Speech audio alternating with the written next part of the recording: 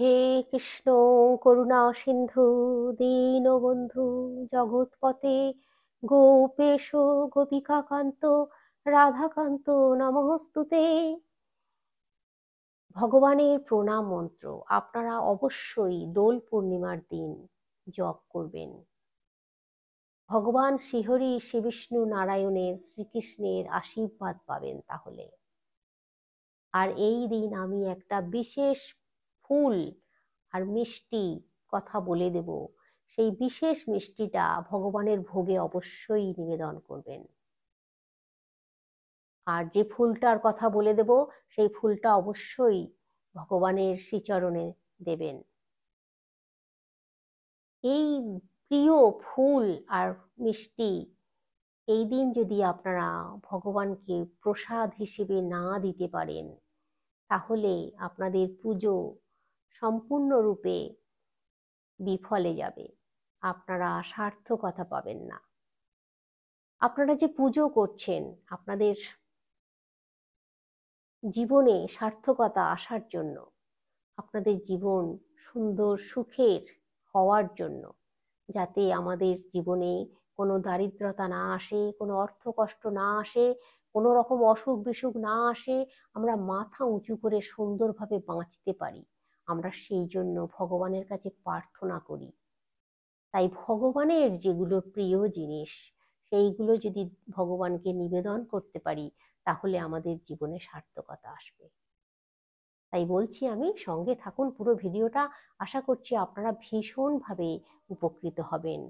যেটার কথা বলে দেবো সেটা যদি আপনারা করতে পারেন। দেখুন, এই দোল পূর্ণিমার দিন আপনারা কয়েকটা জিনিসের কথা বলছি প্রথমেই, সেই জিনিসগুলো বাড়িতে যদি নিয়ে আসতে পারেন, তার মধ্যে একটি জিনিসও যদি নিয়ে আসতে পারেন, তাহলেও কিন্তু মঙ্গল হবে। সেই জিনিসগুলোর মধ্যে প্রথম জিনিসটা হচ্ছে ময়ূরের পালক, ময়ূরপঙ্খী। আপনারা ময়ূরের পালক নিয়ে এসে তাতে একটু আবির লাগিয়ে ভগবানের মুকুটে, ভগবানের মাথার চূড়ায় পরিয়ে দিন, ভগবান ভীষণ সন্তুষ্ট হবেন। আর ভগবানের প্রিয় বাঁশি, এই দিন আপনারা বাঁশি নিয়ে এসে ভগবানের শ্রীচরণের সামনে রেখে দিন। ময়ূরের পালকও শ্রীচরণের সামনে রেখে দিতে পারেন, রেখে আপনারা পুজো করবেন। তারপর ওই বাঁশি, ওই ময়ূরের পালক নিয়ে আপনারা অবশ্যই একটু আবির ছুঁয়ে দেবেন তাতে। ওই ময়ূরের পালক আর বাঁশি নিয়ে আপনারা আপনাদের যেখানে ঘুমানোর জায়গা আপনারা শয়ন করেন, আপনাদের মাথার দিকে দেওয়ালে একটু ওপরে করে টাঙিয়ে রাখবেন। খুব শুভ ফল পাবেন তাহলে। এরপর যে কথাটা বলবো সেটা হচ্ছে, এই দিন আপনারা অবশ্যই আমিষ আহার করবেন না, আমিষ সম্পূর্ণরূপে বর্জন করবেন, আমিষ বাড়িতে তুলবেনও না। যদি কোনো অতিথি আপনার বাড়িতে আসে, অতিথি সেবা অবশ্যই করবেন, কাউকে ফেরাবেন না এই দিন। যদি কোনো ভিক্ষুক আসে, ভিক্ষুককেও কিন্তু কিছু দেবেন, দিয়ে তাকে তবে যেতে দেবেন। যদি ওই দিন আপনারা ভগবানের প্রসাদ ওই ভিক্ষুককে খাওয়াতে পারেন, অথবা যদি কোনো খাবার আপনি ওই ভিক্ষুককে খাওয়াতে পারেন, অবশ্যই নিরামিষ খাবার যদি খাওয়াতে পারেন, তাহলে আপনার ভীষণ মঙ্গল হবে। এই দিন আপনার বাড়ি থেকে চালের কিন্তু কোনো জিনিস, চাল, ধান, খই, মুড়ি, মুড়কি এরকম কোনো জিনিস চিড়ে বাড়ির বাইরে কাউকে দেবেন না, ভুলেও এই কাজটা করবেন না। আপনার বাড়িতে যদি ব্রাহ্মণ দিয়ে আপনি সত্যনারায়ণের পুজো করছেন, তাহলেও কিন্তু ব্রাহ্মণের যে চালটা পাওনা হয়, যে ব্রাহ্মণের চাল যেটা দেওয়া হয়, সেই চালও কিন্তু ব্রাহ্মণকে সেদিন দেবেন না। পূর্ণিমার দিন ভুলেও ওই চাল বাড়ির বাইরে পাঠাতে নেই। ব্রাহ্মণকে অনুরোধ করবেন পরে এসে নিয়ে যেতে, অথবা আপনারা গিয়ে দিয়ে আসবেন। এই দিন এই বিশেষ কথাটা কিন্তু অবশ্যই মনে রাখবেন আপনারা। তা না হলে কিন্তু মা লক্ষ্মী ভীষণ অসন্তুষ্ট হয়ে যাবেন, আপনাদের গৃহ ত্যাগ করতে পারেন। এরপর যে কথাটা বলবো সেটা হচ্ছে, আপনারা ভগবান শ্রীহরি শ্রী বিষ্ণু নারায়ণের অবশ্যই পুজো করবেন। মা লক্ষ্মী নারায়ণ যদি আপনার বাড়িতে থাকে, রাধা কৃষ্ণ যদি থাকে, গোপাল যদি থাকে, অবশ্যই পুজো করবেন খুব সুন্দরভাবে। যে মিষ্টিটার কথা আমি বলছি সেই মিষ্টিটা ভোগে রাখবেন অবশ্যই। আর ফল অবশ্যই 5 রকম ফল, সন্দেশ, বাতাসা, যা যা দেন সবকিছু দেবেন। তার সঙ্গে এই মিষ্টিটা দেবেন। মিষ্টিটা হচ্ছে ক্ষীর কদম। দোকান থেকে নিয়ে আসবেন ক্ষীর কদম বলে, খুব সুন্দর মিষ্টি। ক্ষীর কদম মিষ্টি ভগবান বিষ্ণুর ভীষণ পছন্দের, মা লক্ষ্মীরও খুব পছন্দের। তাই লক্ষ্মী নারায়ণের পুজো আপনারা এই দিন করুন। ক্ষীর কদম মিষ্টিটা অবশ্যই নৈবেদ্যে রাখুন। আর যে ফুলটার কথা বলছিলাম সেই ফুলটা হচ্ছে কদম ফুল। আপনারা এই দিন বাড়িতে যদি কদম ফুল, মানে টাটকা কদম ফুল, গাছের কদম ফুল যদি না পান, অবশ্যই আপনারা দোকান থেকে, দশকর্মা দোকান থেকে কদম ফুল, সোলার তৈরি, খুব সুন্দর কালারিং, দেখতেও খুব সুন্দর, কদম কদম বলা হয়। তো ওই কদম ফুল আপনারা নিয়ে এসে আপনাদের যেখানে ঠাকুর ঘর, আপনারা যে ঘরে, একটা ঘরের মধ্যেও কারোর ঠাকুর থাকতে পারে, অথবা আলাদা ঠাকুর ঘর আছে, আপনারা সেই দরজার সামনে চৌকাঠের ওপরে কদম ফুল টাঙিয়ে দিন। 7টা কদম ফুল ঝুলিয়ে দিন। ওই সোলার কদম ফুল কিনতে পাওয়া যায়, অবশ্যই কিন্তু এই কাজটা করবেন। আর ঠাকুরের সামনেও আপনারা কদম ফুল দিয়ে দিতে পারেন, রেখে দিতে পারেন ঝুলিয়ে সুন্দর করে। আর যদি গাছের কদম ফুল পান, একটা হলেও ভগবানের শ্রীচরণে নিবেদন করুন। ভীষণ খুশি হবেন উনি, আপনাদের জীবন উনি সার্থক করে দেবেন, আপনারা ধন্য হয়ে যাবেন। আপনারা এই কাজটা অবশ্যই করুন। আর এই দিন অবশ্যই তুলসী মাতার সামনে একটি ঘিয়ের প্রদীপ প্রজ্বলিত করবেন সন্ধ্যার সময়। যদি সারা রাত্রি ঘিয়ের প্রদীপ জ্বালিয়ে রাখতে পারেন তুলসী মাতার সামনে, তাহলেও ভীষণ মঙ্গল হবে। আর ভগবানের পুজো যখন করবেন আপনারা, এই দিন যদি সত্যনারায়ণের পুজো করেন তাহলেও খুব ভালো, খুব মঙ্গল। আর যদি সত্যনারায়ণের পুজো ব্রাহ্মণ দিয়ে করা সম্ভব হচ্ছে না, তাহলে আপনারা নিজেরা বাড়িতে নিজেরাই পুজো করুন। ভগবানের 108 নাম জপ করুন, ভগবানের প্রণাম মন্ত্র, হে কৃষ্ণ করুণা সিন্ধু দীনবন্ধু জগৎপতে গোপেশু গোপিকা কান্ত রাধা কান্ত নমঃস্তুতে, 108 বার জপ করুন, অথবা 11 বার জপ করুন, 21 বার করতে পারেন, 51 বার করতে পারেন। আর যদি 108 বার করতে পারেন তো খুব ভালো হয়। তাহলে আপনারা এই মন্ত্র অবশ্যই জপ করবেন। ভগবানের এই মন্ত্র জপ করে ভগবানের পুজো করুন।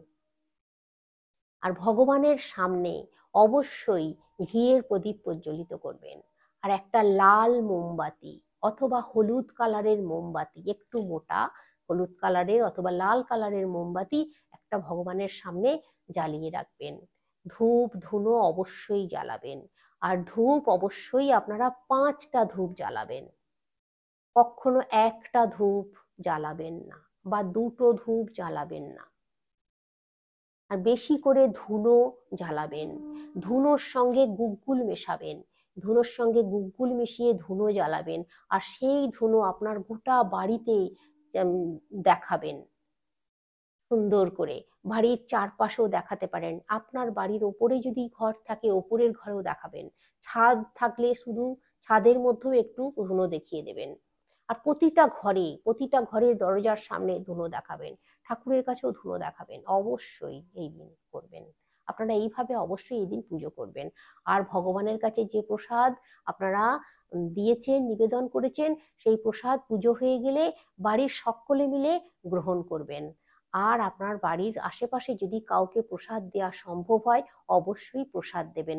অন্তত পক্ষে 1জন বা 5জনকে আপনারা প্রসাদ দিতেই পারেন। কমপক্ষে 3জন আপনারা প্রসাদ দিলে খুব ভালো হবে এই দিন। তারপর এই দিন দান করার কথাও আছে।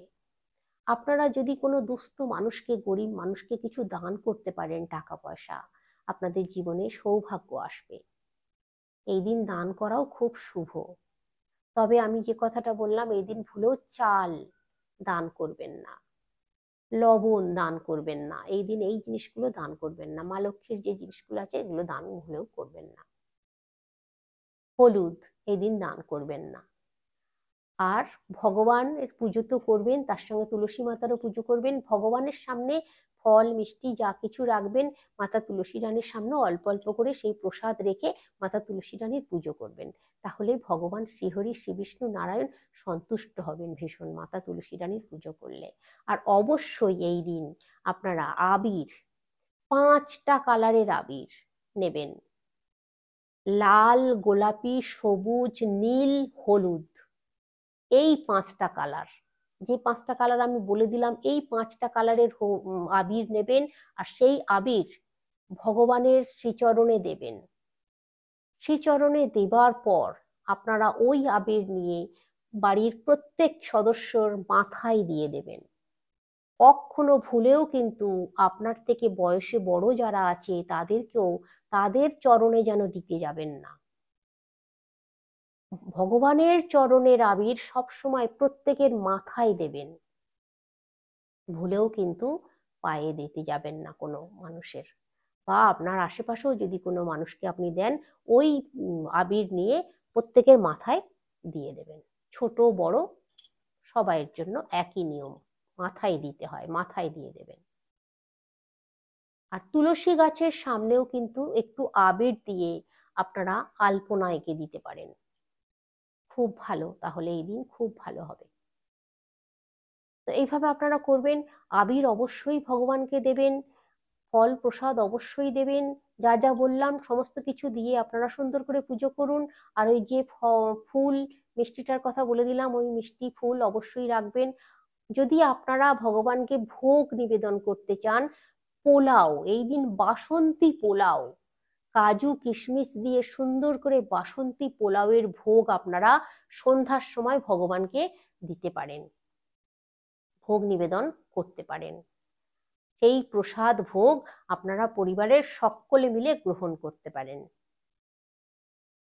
এইভাবে আপনারা এই দিনটা অবশ্যই সুন্দর সুস্থভাবে পালন করুন। আপনারা সারা বছর ভীষণ ভালো থাকতে পারবেন তাহলে।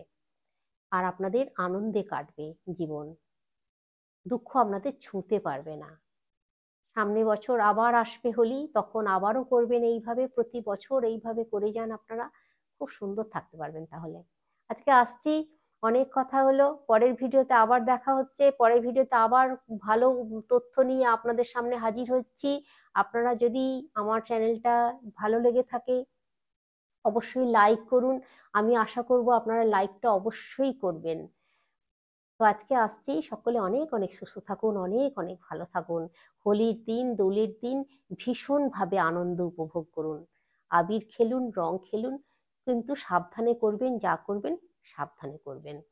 রংটা আমি বলবো না খেলাই ভালো, একটু আবির সকলকে দেওয়া, নিজেরা মাখা খুব ভালো, এদিন আবির ছোঁয়ানো শরীরে খুব ভালো। তো আজকে আসছি, সকলে অনেক সুস্থ থাকুন, অনেক ভালো থাকুন।